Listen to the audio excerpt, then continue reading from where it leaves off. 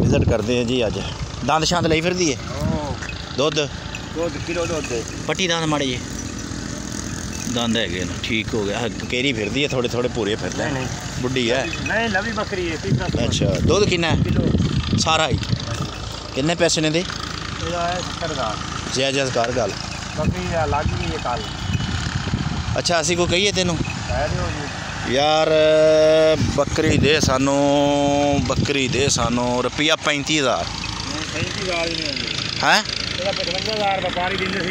55,000 यार बकरियां दो खड़ियां उस्ताद एक 3 महीनों की गब्बन एक थले 1.5 किलो दुध वो एक लई वादा 40 के 45 की एक लई वादा 32 की पता 35 दी है वो अगर बकरियां जे अपनियां चलदियां ये चंगियां बकरियां केड़ी हाँ लवी दी तो फिर चाचा मौज हो हाँ अच्छा जी नहीं तो 80,000 आके आई हाँ तो 80,000 के लाख फिर मैं आके आई अच्छा वो बकरी तेरी आज वास्ते वो जी 3 दिन काली वो कल डब्बी खराब हुई थी उस पीछे 2 बकरे एक लोटा बकरा बैठा है चीना बैठा लत्ती बकरी में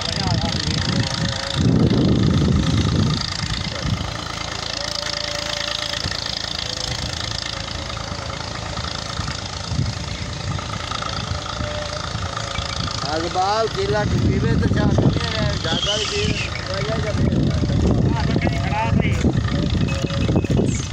है बकरी चंगी तेरी पठ नस्लों भी चंगी है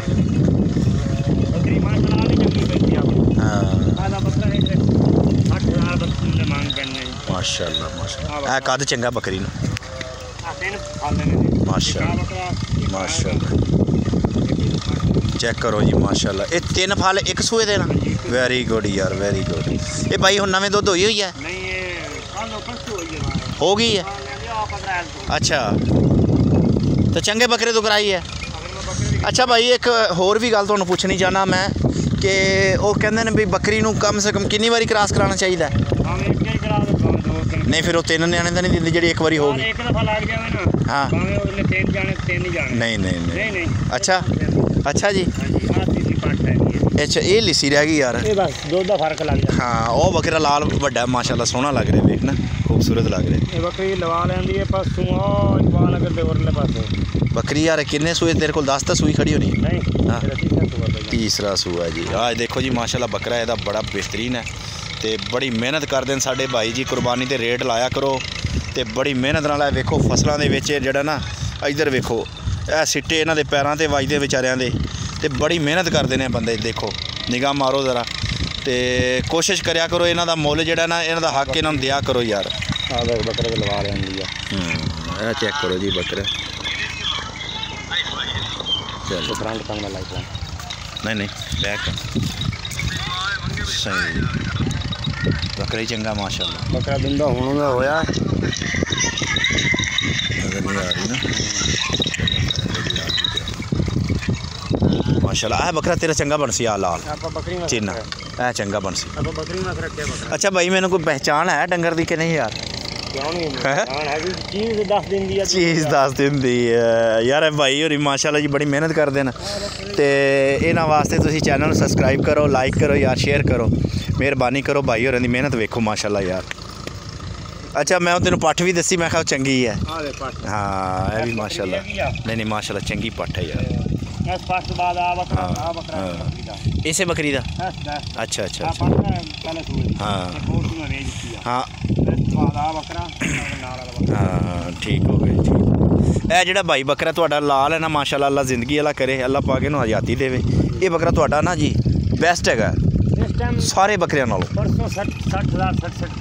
हाँ ये लत्त नूं भाई कोई रौला तो नहीं विंगी परली साइड वाली अच्छा अच्छा अच्छा नहीं ठीक है माशाल्लाह इन्हें दुध पियाया कर यार इन तू माल च रख इंशाल्लाह ताला यार अल्लाह पाक बरकत देवे माल रोजी वाला यार अल्हम्दुलिल्लाह माशाल्लाह माशाल्लाह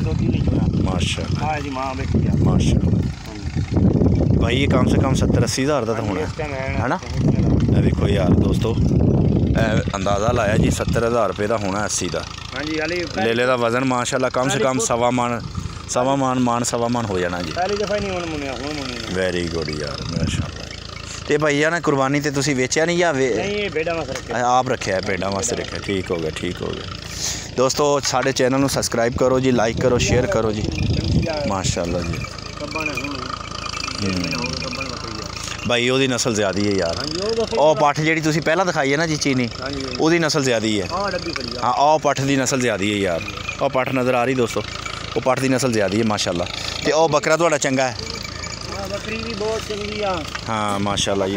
ਹਾਂ ਨਹੀਂ ਬੱਕਰੀ ਨੂੰ ਮਾਸ਼ਾਅੱਲਾ ਕੱਦ-ਸ਼ਾਦ ਚੰਗਾ, ਦੁੱਧ ਵੀ ਚੰਗਾ ਦਿੰਦੀ ਹੋਣੀ ਹੈ।